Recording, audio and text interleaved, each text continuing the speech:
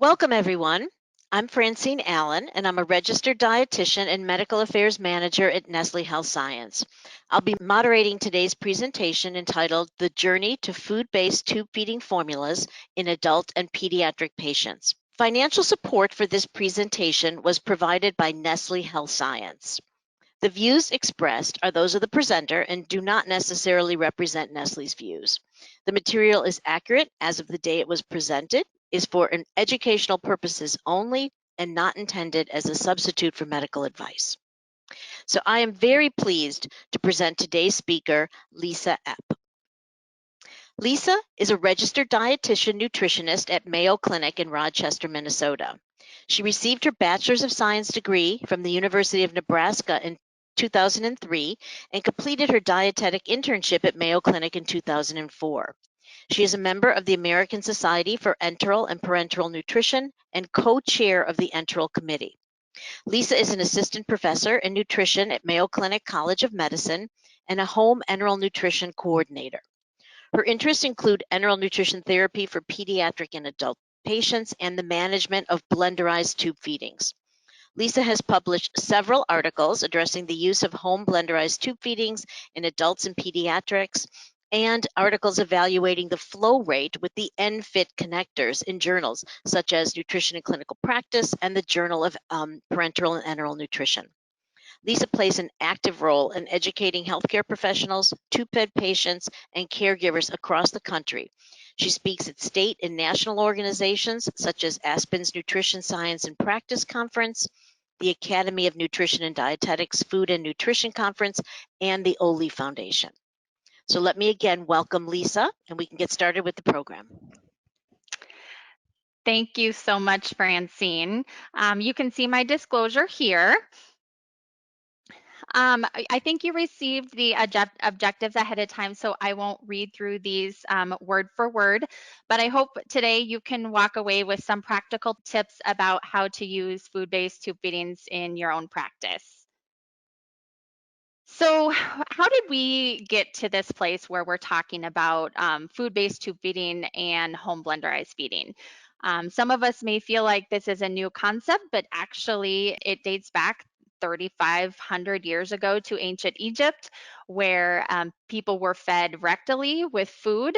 Moving forward quite a few years to the almost 1800s, when really the first tube feeding formula was given in a tube through the stomach. And actually, even President James Garfield received rectal feeding after an assassination attempt in 1881. Again, a pretty large jump to the 1960s, 1970s, where really the modern commercial formula that we think of was introduced. And that brings us to 2020. So I want to talk about the dietitian role, the nutrition professional role with the use of food-based tube feeding in 2020. We're going to review some surveys of both dietitians and patients, look at educating patients and ourselves, looking at how maybe nutrition assessment is a little bit different, and developing a follow-up plan for these patients. So looking at a couple of surveys, these are both from Teresa Johnson and her colleagues at Troy University. The first survey of dietitians, where a large number, almost 2,500 dietitians responded, that they use and recommend blenderized tube feeding in their practice. And the most common reason why they were using it is because of parent request. So then turning to a survey of parents, so 244 parents responded to the survey. 50% of them were using blenderized tube feeding for their child. But this is why we're here today. Only half of them were using a registered dietitian for help in this process. And so we want to change that. But we have some challenges, definitely. When we look at the education that we received in our internship and throughout our practice, we don't have a lot of formalized education. And when you look at this survey of dietitians, only 24% had confidence in managing patients on blenderized tube feeding. and 27% that said they didn't have any education at all. And those who did receive education, it was really due to informal education, talking with colleagues, doing their own self study. So, overall, we have a limited perceived competence in this practice, and more education opportunities are needed, which is, like I said, why we're here today. So, I really want to talk about that patient centered approach to nutrition. It's a hot topic in healthcare, and nutrition is no different. I always tell this story about how I had my interest piqued in the use of blenderized tube feeding and real food formulas. We see our patients yearly when they're stable, our adult patients, and I had a patient I'd seen for many years and kind of really more of a social visit by this time. And I kind of said, Mr. So and so, you're so stable, you're doing so well. Is there anything that I could do to help make things easier or better for you? And he kind of looked down and then looked at me. He's like, well, could you get me a feeding tube that a sardine could fit through? And I thought he was kidding, but he said, I have to tell you, for the last couple of years, I have never taken the formula that you recommended. I have made my own formula and given that through my feeding tube. And I realized, whoa, I have a lot to learn. And I want, that's really what introduced me to this practice. Another thing I think back to is my internship. And, we were taught that you calculate micronutrients and macronutrients, and you look on the formulary to see which one of those formulas might work better. Might work best for the patient. But when you look at that patient-centered assessment, we have over 130 formulas on the market right now at our disposal. And I did give you a reference here for the Aspen Enteral Formula Guide, which is a good reference of kind of seeing those different formulas that are out there. But what I like to do is start with saying, what did you eat before you got this feeding tube? Or if the child or adult has never eaten food before, what does the family eat? What type of diet do you have at home? And what kind of formula might mimic that the best? So it really starts that conversation of introducing the patient and the caregiver into the conversation of choosing a formula. And I realize for a critically ill patient, you're probably not getting the family opinion on what formula to use, but it's important to involve them in the process when it is appropriate to do so.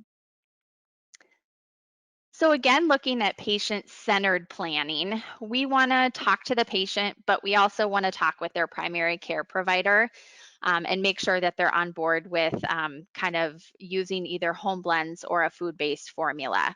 We want to make sure they have a nutrition professional available, but also some kind of the nitpicky things. We want them to have an appropriate feeding tube. It would be great if they had a gastrostomy feeding tube. That would really be preferred. And we're going to talk about some other options here later today. A mature stoma is preferred. I will say that we have removed this from kind of our planning. At first, we thought, well, we might clog the tubes more often with thicker formulas. So we want to make sure that that stoma is mature just in case the tube needs to be exchanged. It's not as risky. But really, we've removed that from our guidelines because we have not experienced increase in tube clogging at all. Smaller French sizes may work, but a 12 French tube or greater is preferred. And some formulas may even work with a nasal tube. Having a tube formulary is very helpful because you've probably seen it where your patient goes down to the procedural area and you think, oh, yeah, they're going to get a gastrostomy feeding tube. That'll be plenty big. And all of a sudden they come back with a 10 French red rubber catheter that had been placed instead of a feeding tube. So likely that physician just grabbed whatever was on the shelf and put it in, not thinking about what the tube is going to be used for. So that's where it's helpful to have formula or formulary with brands of tubes or sizes of tubes, just as many of us do for our formulary. We want to make sure that there's a system for monitoring the patient. It sure doesn't work very well when the patient says, oh, I'm here today and then I'm never coming back here again. We want to make sure that they have access to follow up and that they have the tools that they need to administer and make whatever type of formula they're going to be using. So, what do I mean by tools? So, if we're talking about home blending or mixing some foods into a food based formula or a commercial formula, we first talk about blenders. So, we looked at a lot of different blenders on the market, a variety of price points, and really found that yes, the Vitamix and the Blend Tech do create the smallest particle sizes, which definitely decreases risk of clogging. However, in that more moderate price point, the Ninja really worked as well. And even things like the Oster blender worked well as long as you blended for a longer period of time. So where if with the Vitamix, we only blended for a minute, we might have to blend for 3 minutes with the Oster blender.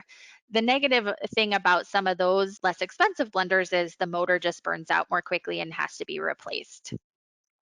Having end-fit O-ring syringes is another tool that's helpful. And if you're not familiar with that is, you might be used to a syringe that has a rubber gasket on it, and that can make it hard to push. And so we recommend using one with just a ring of rubber on it. It doesn't make it so hard to push when you have fat that's in the syringe.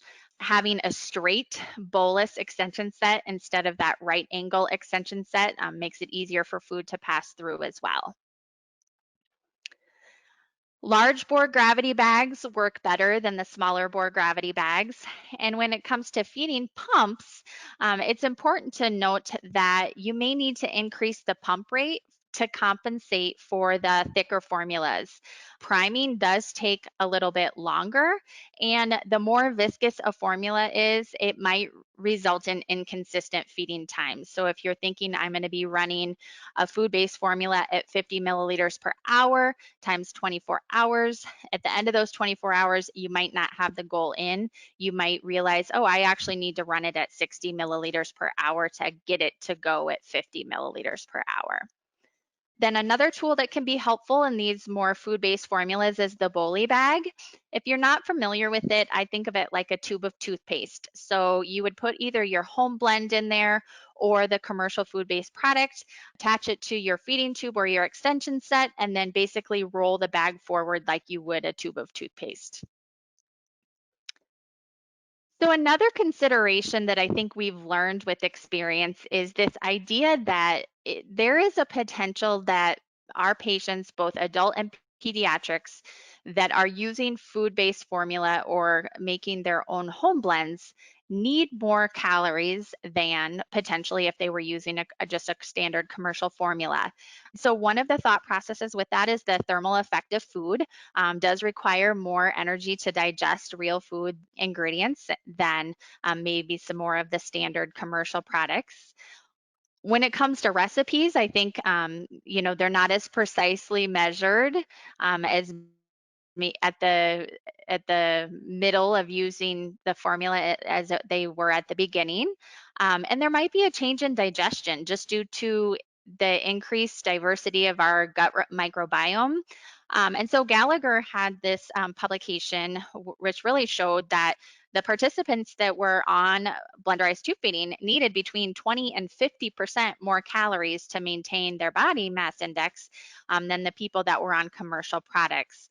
I actually first saw this in 2015 on a poster by Catherine Bennett, and that actually led to their practice increasing the recipes by 20% because they were seeing that their tube-fed patients that were doing home blends really needed about 20% more calories. So this is definitely a journey. And when you think of a patient-centered journey, we might be going from a standard formula to a specialty formula to elemental to food-based. You might be going directly from elemental to food-based, starting with home blends right away, going from home blends to a food-based commercial product. And so what I would say here is, this is really a two-way street. You might start with something and change to a different option. Just avoid placing your own opinions on the patient and avoid shaming. Just kind of with when you think of in the past that breast milk formula shaming, we just want to make sure that we help our patients and meet them where they're at. So here are some options of kind of incorporating food-based formula into tube feeding.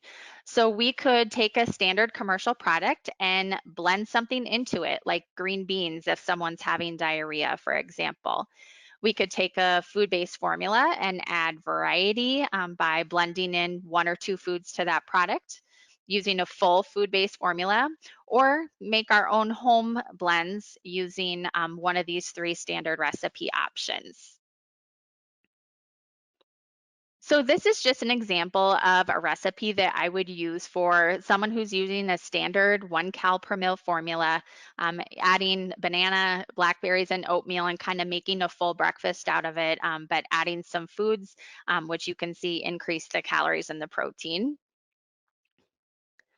Here are a couple examples of taking a food-based product and adding something to it. So I think of, my family out, picking black raspberries, and I have all of these fresh berries at home. If I had a child that was tube fed, or I had a loved one that was tube fed, or myself, I would think, oh, I want to throw those in because everybody else is eating them, and I want to as well. So that might be one reason. Adding calories might be another reason. So, adding something like a tablespoon of coconut oil to a pouch, or using it for allergy introduction. When you think of eggs and milk and soy and peanut butter, we're really wanting to introduce those things to children earlier. And so, that's a great thing to add in kind of as that allergy challenge as well if they're not able to eat orally.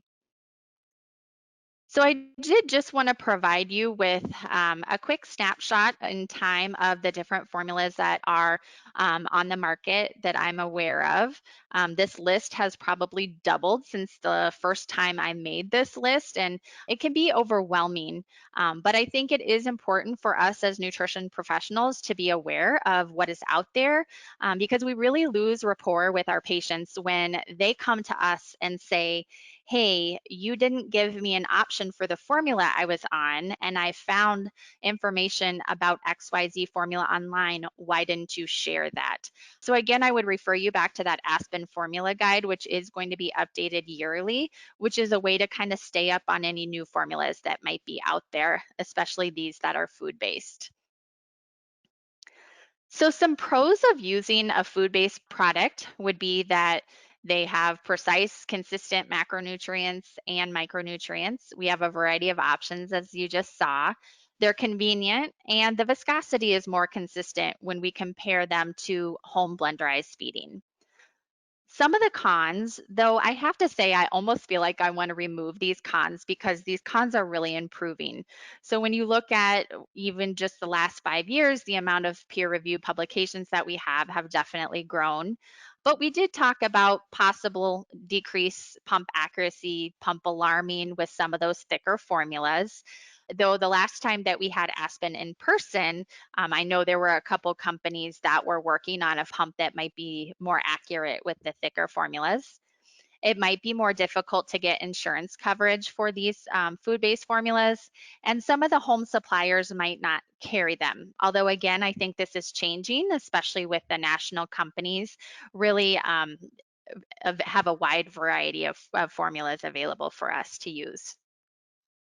So I mentioned, that you could use a standard formula and mix in food using food-based formulas, but maybe someone wants to use just their own home blending. And so this 500 calorie kind of exchange recipe is a great place to start, and it's a great way to kind of replace one meal. And so giving people options of using different starches, fruits, vegetables, protein, just kind of gives them an idea of how much of each of those foods would need to be put together to make a recipe. And we use this recipe in one of our studies, which I'll talk about here in a little bit. Here's another option, just doing a standard recipe. I don't prefer using standard recipes just because food variety is important, I think. But this would be an option of using a standard recipe that would provide 1,000 calories. But if you're really looking at to be wanting to have a variety of foods and wanting to be flexible, looking at something like MyPlate is a great way, in my opinion, to build a home blend. And so when you look at kind of each of these categories and you know how how many fruits and vegetables and grains and protein. Don't feel like you have to, as the nutrition professional, make all these recipes for your patient. Engage them, engage their spouse, engage their parent, and kind of say, okay, here are some blank sheets. Let's have you work on some of this. One thing I like to point out about this MyPlate checklist is right here with the sodium amount. And so it says here to limit sodium to 1,500 milligrams a day. But those of you somewhat familiar with doing blending, you know that a lot of these blends end up being very, very low in sodium, especially because we get so excited to use healthy foods, we forget about like the ranch and the ketchup that most of us eat in our day. So that is one option that we give our patients to say, okay, if you're going to use broccoli, let's put a little bit of ranch on that broccoli before the blending. Or if you're going to do a hamburger, let's put ketchup and mustard on the hamburger before you blend it as a way to get some of that salt. If someone's really not using any processed foods at all, we would have them add a half a teaspoon of salt a day just to make sure that they're getting that basic sodium need met. Okay, so documenting medical necessity.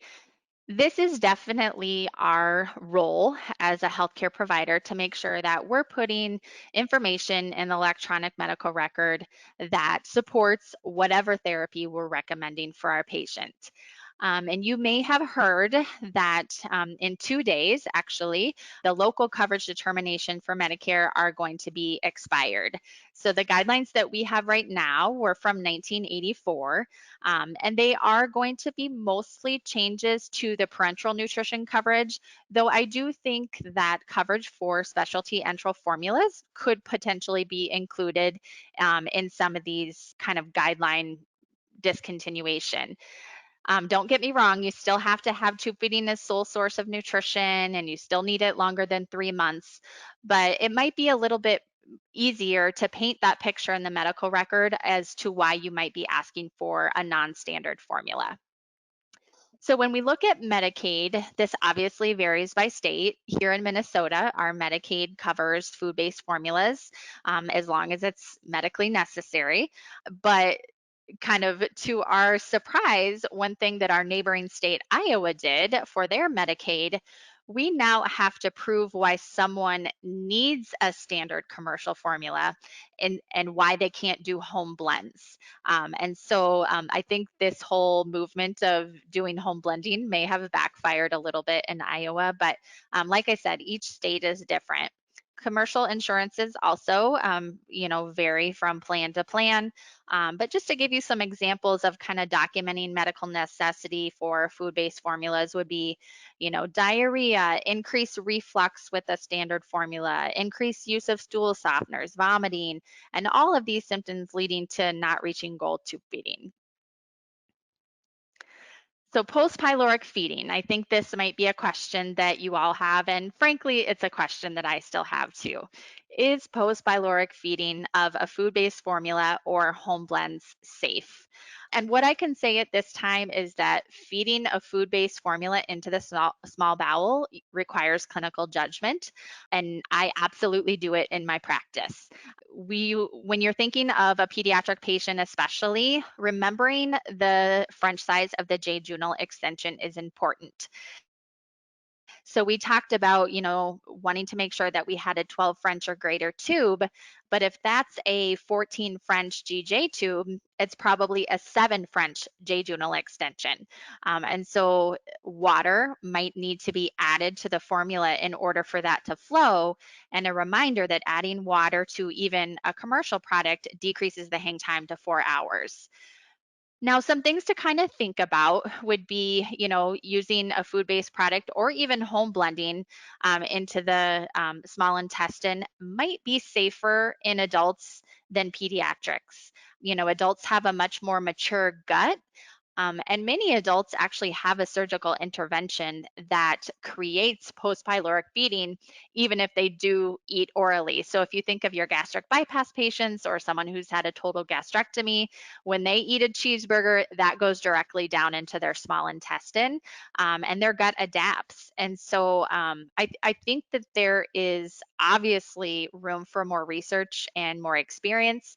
And this is actually something that the Aspen Enteral Committee is working on right now. So let's talk about the hospital setting. We all know that it's easier in the hospital or easier at home to kind of do some things that might not be standard, but then the patient comes into the hospital. But I really would encourage you to continue that patient centered approach even when the patient's in the hospital.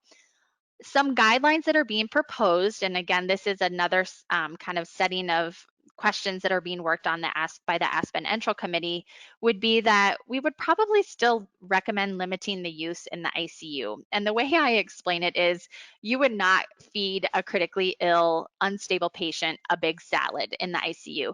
So we probably aren't going to feed a bunch of fruits and vegetables to a patient that's critically ill. So I envisioned something like a decision tree where we would say critically ill, more stable patient. And when you look at the stable patient, the first and easiest option is probably to provide a commercial food-based product in the hospital.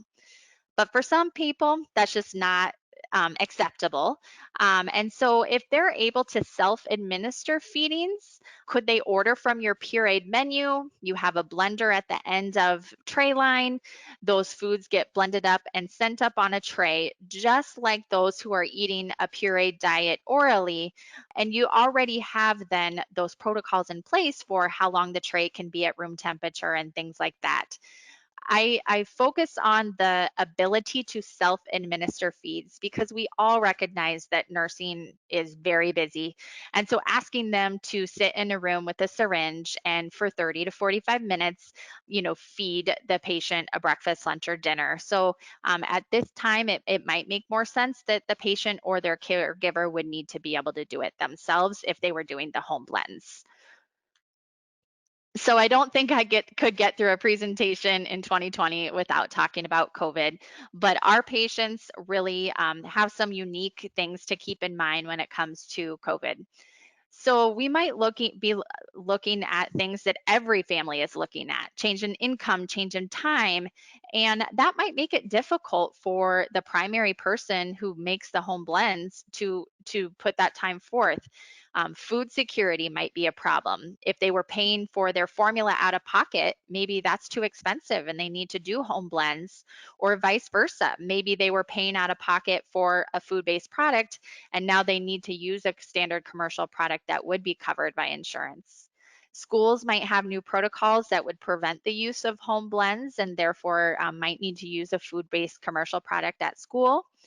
And us as nutrition professionals, we might be educating patients virtually via Zoom. I know one thing that our team did was we actually made kind of education tool kits where we put a syringe and a gravity bag and a feeding tube and pumps, and everybody got one. That way, when we were on our Zoom meetings and I was educating somebody with a brand new feeding tube how to use it, we had the tools with us and they had the tools with them.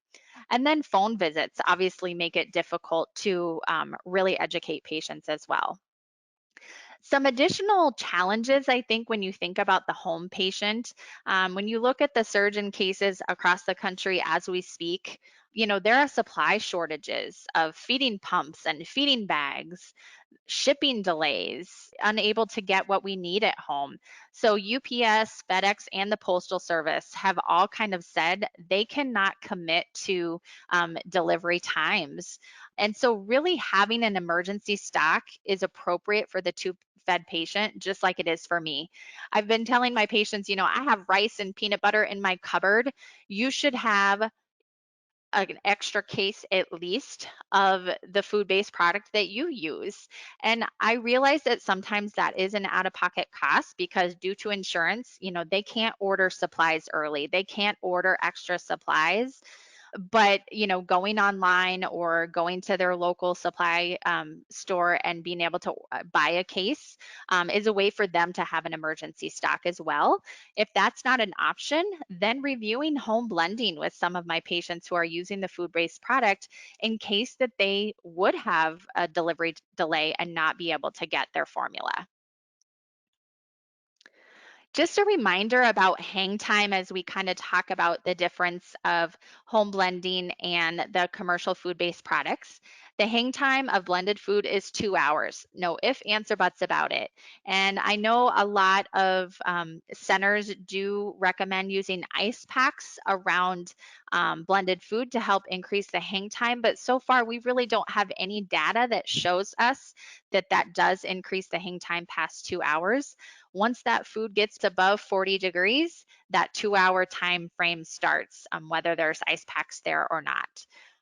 Commercial products, though, can be at room temperature for 8 to 12 hours unless we add something to it, and that decreases the hang time to 4 hours.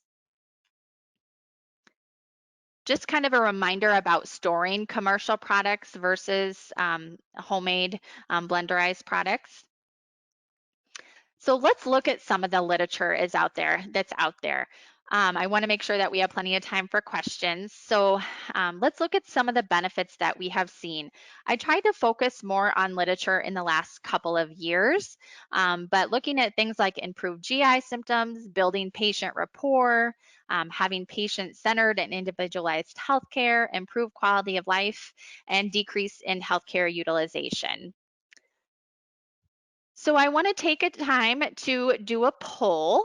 If we could launch the poll now, if you could answer this question for me. In your practice, what is needed in order for you to support the use of food-based formulas as the best option for your tube-fed patients?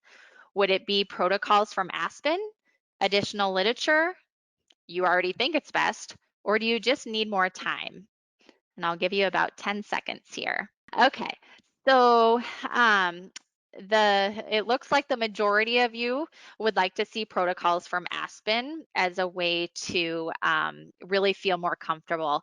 And I think you're exactly right. As the enteral committee, we've really talked about, what is that next step that we need to build the confidence in the nutrition committee, and Aspen agrees that having clinical recommendation is needed. So stay tuned. That will be hopefully coming your way. All right, so looking at that literature review in the last couple of years, like I mentioned, the first couple studies here just want to look at pediatric patients. So the first one, 17 of 20 pediatric patients were transitioned from a standard product to homemade blenderized tube feeding. And basically, of those 17 patients had superior micronutrient content, decreased GI symptoms, improved in their gut microbiome, and overall, just their caregivers were very satisfied and unanimously said yes, they would recommend blenderized tube feeding. Similar type of study, but in this study, 42 patients were put on a food-based commercial product compared to 28% or 28 patients put on a conventional formula. And again, really decreased GI symptoms, greater quality of life scores, and less nausea, vomiting, diarrhea, and just overall fewer symptoms. So this is a study from our institution in which 20 patients, adult patients, were put on home blenderized feeding for 6 weeks. They made their own formula using that recipe that I mentioned with the 500 calorie exchanges.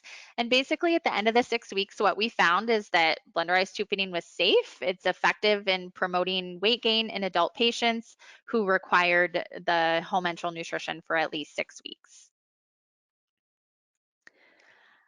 I really think that this publication is helpful from Catherine Bennett and her colleagues. Blenderized tube feeding health outcomes and review of homemade and commercially prepared products. Specifically helpful, I think, to me in this paper is this table that kind of compares side by side home blending and commercial blending, blenderized products or food-based products. A couple of the things I'd like to just point out is with the food-based products, normally there's less caregiver stress and burnout, though I absolutely respect those parents or caregivers who say, don't assume this is too hard for me or don't assume this is too much work for me. Microbial contamination is definitely going to be lower because of the processing and packaging, and it might be more indicated for inpatient use. So, like I said, this is kind of a newer publication, really helpful information here. I would encourage you to look at the entire paper. So, looking at hesitation, I know that we kind of said we want some more information from Aspen, but some of the other hesitation that's been brought up are things like the microbial contamination. It's a lot of work for us. The tube might clog or wear out. The patient might not have insurance coverage. So let's look at a couple publications related to some of those hesitations. Even though these are older studies, I think it's important to bring them up is because it's still being used to kind of have that rebuttal against using home blenderized feeding. So 3 studies here, all done outside of the United States, in which they looked at hospital blenderized foods. And really, all 3 of the studies showed a high amount of contamination. But some things I'd like to kind of draw your attention to is that these were all done in very hot climates, much hotter, much warmer than the tundra of Rochester, Minnesota, in which they don't have air conditioning in these hospitals. They had poor food handling practices right at the time of food preparation, so their hospital food service probably had similar microbial contamination, and their refrigeration wasn't even at the appropriate temperature.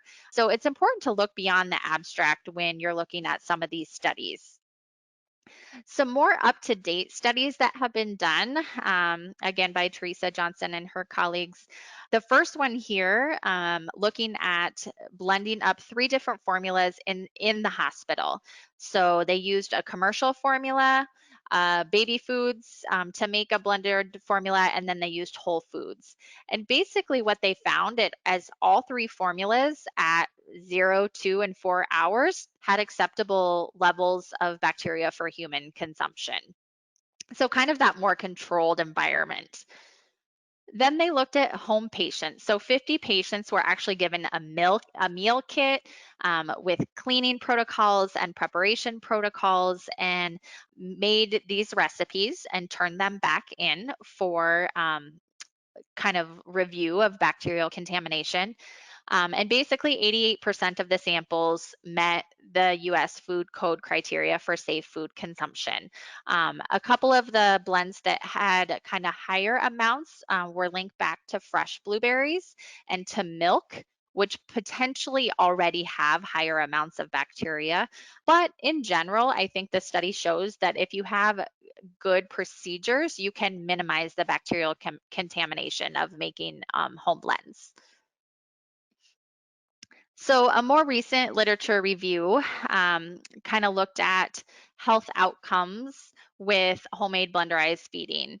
And this literature review had more of a negative takeaway. And so they felt like the studies that they reviewed showed that commercial formula was probably a better option, that blenderized tube feeding resulted in weight loss and potentially worsening clinical outcomes.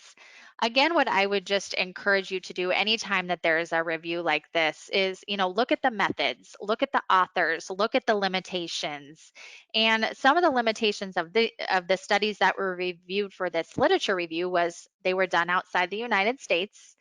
None of the studies were randomized, and they still had negative conclusions even though they didn't have strong studies. And so if I would have been the author of this literature review, I would have at least said that more studies and some randomized control trials would be needed for me to say that commercial standard products are better or worse than home blends. I think that this was kind of a strong conclusion here. All right, another study that looked at commercial tube feeding versus pureed tube feeding. 37 patients between the ages of 2 and 26 were kind of split up into two groups. 17 received commercial formula, 20 pureed food. Both of the groups had improved weight for age Z scores and body height. However, the commercial formula did have more of an improvement. Again, when you look at this study, one thing that really stuck out to me is the parents got to choose which group they were in. So if they wanted a commercial formula, they got the commercial formula. If they wanted the pureed food, they got the pureed food. So it wasn't randomized. And the commercial formula was 1.5 cal per mil, where the pureed food was a lot less because they had to water it down in order to put it through the tube. So again, I don't really think it was comparing apples to apples. So we're going to look at a couple case reports here. We have about 7 minutes, and then we'll get to questions. But I think it's helpful to learn kind of some situations where different food-based formulas were used. So this was a former 24-week premature female infant who's now 7, who has developmental delay, who's been on a home blended diet for about 2 years. And since March, COVID time, really caregiver had such increased responsibilities with working from home and doing distance learning for other children, but just felt like I don't want to ask for help because this is so important to me. And so really what I could do as a dietitian to say, you know what, there are a lot of great options to feed your child out there. And a change doesn't have to be forever. And so really what she decided on was changing to a food-based commercial product with the discussion that this would be reevaluated every few months and that it doesn't have to be forever. All right, so the second case report here, a 3-year-old little boy with cerebral palsy continued vomiting with blends via gastrostomy tube. You know, when you look at some of the earlier studies, that's kind of one of the first things that was shown to improve was that retching, gagging kind of vomiting. But you know, for him, he was still dropping in weight for age Z scores, had constipation due to poor fluid intake. But the family had firm preferences for food choices that they want this child to have for religious reasons. And so they really felt like, no, we have to home blend because that is our only option. And he had been following with his GI provider for about a year, who had recommended a GJ tube, and the family was just so resistant. No dietitian was involved at this time. But finally, a dietitian did meet with the patient and the family to discuss options for the different formulas that are out there. And it just resulted in the family feeling such a relief that they could transition to a GJ tube as recommended by the GI provider, but be able to use a product that they felt comfortable with, which is a vegetarian commercial product that was fed via the jejunal extension. And we took 1 pouch of product and mixed 150 mils of water into it. Did change the hang time to 4 hours, but they really did not care about waking up and adding more formula at night. They were just so happy that they could kind of have the best of both worlds. All right, looking at a couple adult case reports here.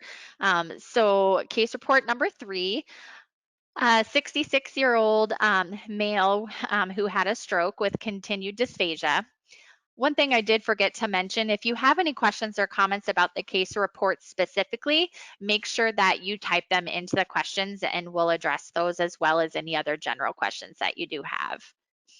All right, so back to our stroke patient. So continued dysphagia dismissing from an inpatient rehab unit. Initially, you've probably seen patients like this in your institution. They had a NG tube placed in the hospital, and the hospital dietitian decided to start with the standard 1.2 cal per mil formula, which went just fine. As things went on, they realized, okay, the dysphagia is not improving. The patient received a gastrostomy tube and was changed to a 1.5 cal per mil formula to decrease volume, just to allow more time to participate in therapies in an inpatient program. So due to COVID, the wife was not really around for any of these hospital stays. And so the patient's ready to go home, and that home DME company calls the wife and says, all right, I'm going to deliver. Here's what I'm delivering. And she got very upset. She's like, what do you mean this is what you're delivering? No one ever asked me if I was okay with these formulas. And so the dietitian did start that conversation about, well, there are other formula options, but they would be out of pocket at this time because he's tolerating the standard formula so well. I just assumed that you would want that since that would be covered by insurance. And kind of the moral of the story with this was, don't assume that your patient doesn't want to or can't pay for formula. That might be something so important to them that they have a food-based formula that the cost doesn't matter. So again, kind of removing that judging, removing kind of your own ideas, and making sure that the patient knows what their options are. All right, last case report here. So this is a 70-year-old male who's been on a standard commercial formula while undergoing chemo and radiation for tonsil cancer. He complains of fullness and bloating and just inability to achieve goal tube feedings, leading to a 5% weight loss in 3 weeks, which you guys may know is not good when you have that radiation field that has been marked out so specifically. So what we decided to do was change to a commercial food-based product. It and really improved his tolerance. He felt better, his weight loss stopped, but we did have to give him 15% more calories of that product than he was getting from a standard product. And what I used for medical justification was patient failed standard tube feeding product due to fullness, bloating, and inability to achieve goal tube feedings, resulting in weight loss. Therefore, a commercial food-based formula was needed, and he did great. So in conclusion, food-based formulas appear to have been used for thousands of years. And literature is really starting to emerge that the benefits of food-based formulas in a variety of forms, both commercial products and home blending, is helpful. You can absolutely meet the needs of your patient, especially if you have a dietitian that follows the patient closely. And there's a current Aspen task force, like I mentioned, working on clinical recommendations that may make hospital use, post-pyloric use, and some of those other things a little bit more accepted. Here are some resources I just wanted you to have that are kind of great tools for building recipes and for kind of getting started with your own practice of using food-based formulas. So with that, I will turn it back over to Francine. Thank you, Lisa, very much. That was an excellent presentation. Thank you very much for all the great information. Before we do start, I just want to bring your attention to a very exciting tool. It's called the Blenderized Tube Feeding Recipe Builder. It was developed by Robin Cook, who's a pediatric surgery and trauma dietitian at Children's Hospital of Philadelphia. The tool was developed by her, and in collaboration with Nestle Health Science, it is now hosted on our complete.com website. You can go onto the website and you'll see how easy it is to make a full day's tube feeding recipe for a child 1 to 13 years old. You start with step number 1 is to build the profile, put the age of the child, any limitations on foods or fluid requirements, etc. Then there's 8 different screens that come up with different nutrient-rich foods. There'll be it'll tell you exactly how many servings to select in each of the 8 categories to build the correct recipe. Go through it very quickly. At the end, you can save the recipe. You can send it to your patient so they can see it. Patients can access the tool directly as well, but we do encourage medical supervision. Once your recipe is created, it will tell you the calories, the macronutrients. It'll create a shopping list, and also it can be saved into a recipe box. And the parent can also, share it with a school, share it with a caregiver, or grandparents, etc., so that everybody has access to how the child is being fed. It's an excellent tool. I just encourage everybody to check it out at complete.com. So let's start with our questions at this time. I know that we always talk about this, and we've covered it a couple of times, but we still have a few questions about using homemade blenderized tube feedings or commercial blenderized tube feedings via a J tube? Just a reassurance that it is Yeah. safe. And do you have a preference, or do you find that one is better than the other, using a commercial or a home blended? Yeah, I mean, definitely, really what it comes down to is logistics. When you think of, home blends being okay at room temperature for 2 hours, that makes using a pump with home blends into a J tube pretty difficult. I've done it once, maybe twice, as I talk to other dietitians in their practice who are having a lot of patients with home blends, they have similar experience, one, maybe two patients where they had very low calorie needs. So having a very thin formula worked well. I've just had a lot more luck with using the food-based commercial products.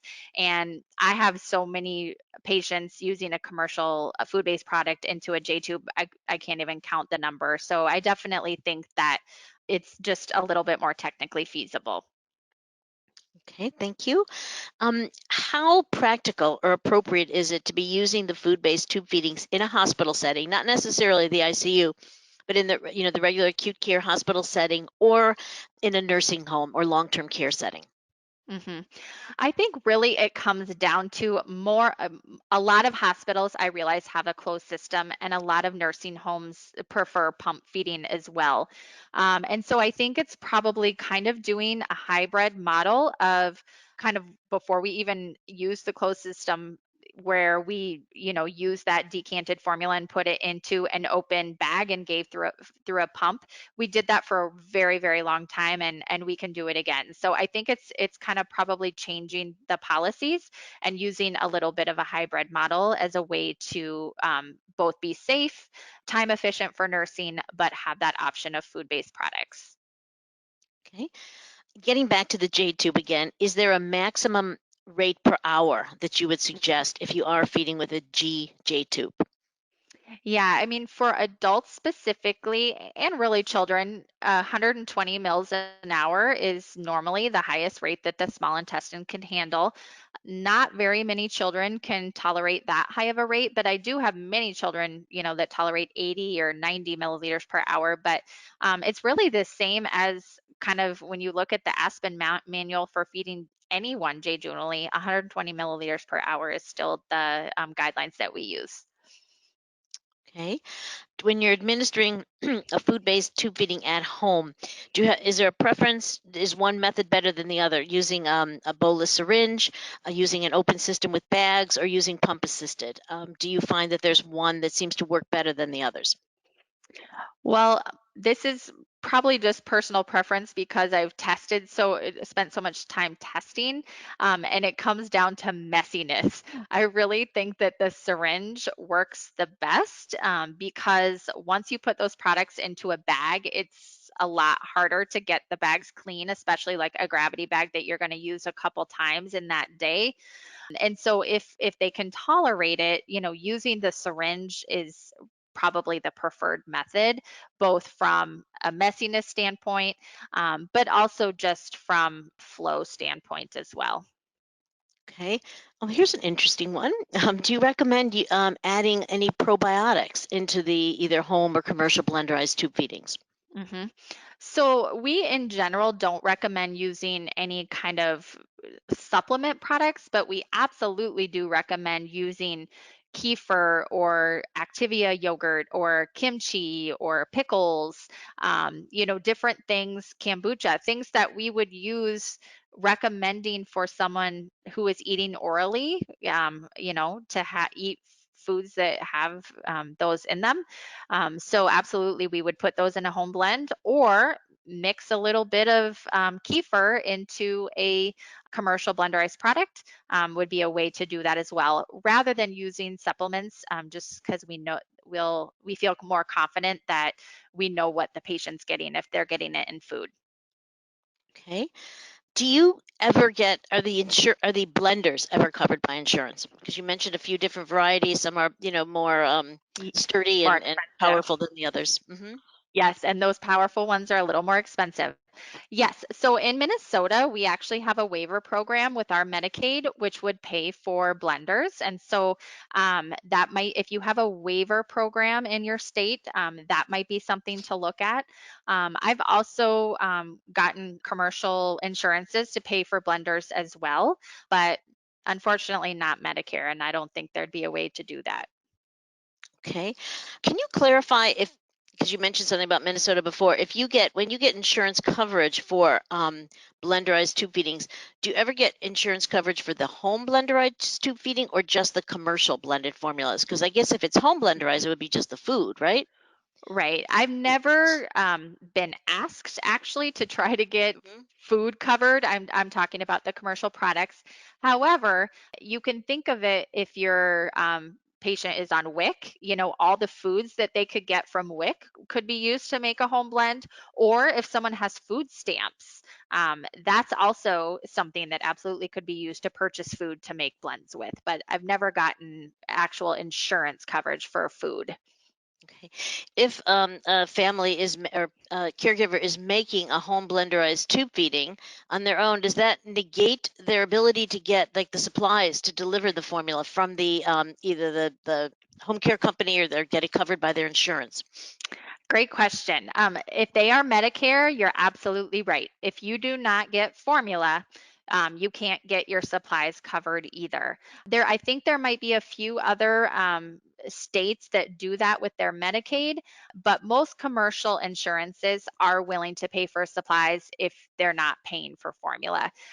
Again, with Medicare, it also might be a help to do that combination. You know, we talked about this being a journey and it's not just one size fits all. So they might be doing some of a commercial product that they actually use to blend up their food instead of milk, water, you know, broth, things like that. And that would be a way to still, you know, get formula, get supplies, but then blend in some of the things that they want to. So there's definitely options there. Okay. What labs do you monitor and for how long when a blenderized tube feeding is initiated? Great question. We actually don't monitor any labs, so we follow the same monitoring guideline as the Aspen Safe Enteral Nutrition Guidelines. And so, if there would be a reason that we're worried about something, for example, you know, a adult comes in severely malnourished and they have vitamin A deficiency and iron deficiency and a few other things, we would monitor those labs just like we would any tube fed patients to make sure that our therapy is improving those labs. But we don't routinely check any labs for any of our stable tube fed patients, and that would include anyone on home blending or a real food based formula. Okay. I think we're right at the top of the hour. So, again, I want to thank you so much for your time today, Lisa, for presenting, and to all our Mhm. audience for your attention today. I think I learned a lot. I hope everybody did as well. Again, on behalf of Nestle Nutrition Institute, we hope you found this information helpful and to your practice and useful to you. And please enjoy the rest of your day.